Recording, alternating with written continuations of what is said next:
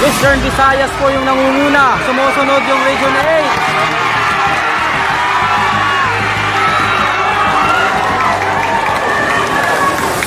Okay, once again ladies and gentlemen, winner from Region 6, Western Visayas. Second, First place, gold medalist from Region 8. Athlete number 147.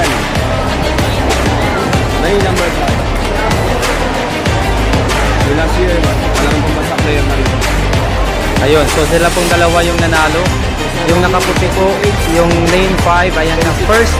At yung lane 6, yun po yung naka-second. Congratulations to the winners. Okay, once again, so kasama ko po ngayon yung naka-silver medalist ng 400 meter hurdle. So anong feelings mo dahil ikaw yung nakapangalawa sa kabila ng maraming mga mabibilis? Sobrang saya po. Dahil lahat ng pinagpaguran ni nagbunga na po. Yun. So lahat ng pinagpaguran ng coach ko. Kasi coach, pinanti alis na. Yun. So anong pangalan mo?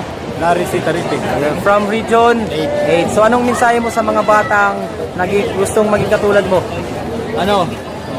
Training lang ng training hanggat sa makuha niyo yung gusto niyo. Ayun. So once again, congratulations Larry from Region 8. Salamat!